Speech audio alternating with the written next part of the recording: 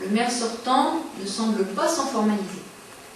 Il persiste depuis 25 ans à barrer la route à la diversité culturelle.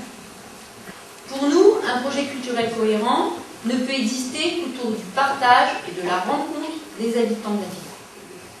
C'est en fédérant les Nocéens autour d'un même objectif que Neuilly-Plaisance deviendra une ville qui leur ressemble et non une ville dortoir. La culture est vivante, elle évolue, elle se transforme et elle ne s'impose pas.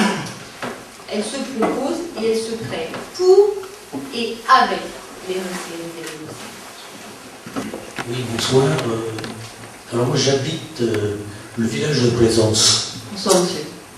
D'abord ce quartier n'existe pas en réalité en fait.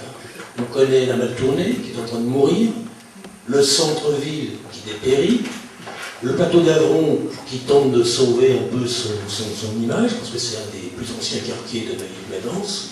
Mais le village de Plaisance, moi j'ai l'impression qu'on est une vache à lait surtout, parce qu'il y a énormément de maisons là-bas. Nous payons des taxes, des impôts d'une manière conséquente, mais qu'est-ce qui est fait pour que le village de Plaisance ait ce que vous appelez tout à l'heure une espèce d'une âme, pour faire qu'il y ait une vie culturelle, une vie communautaire, il n'y a absolument rien de fait. Hormis, donc, on va dire, l'animation phare qui a été mise en place pour les jeunes depuis 4 ans, il n'y a pas de promotion des artistes nocéens. Et pourtant, il y en a.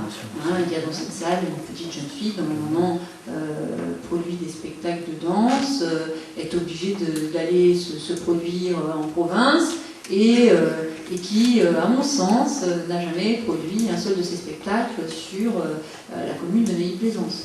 Et je pense qu'il y a plein d'autres artistes dans ce cas-là.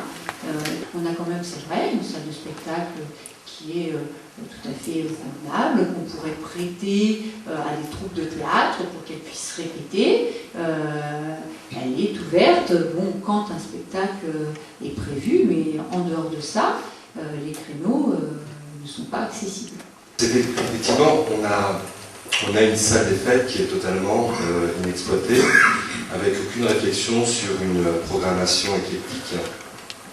À l'heure actuelle, si vous voulez, c'est principalement des associations qui utilisent cet espace, et cet espace est très peu utilisé parce qu'il n'y a qu'une seule personne qui gère cette structure.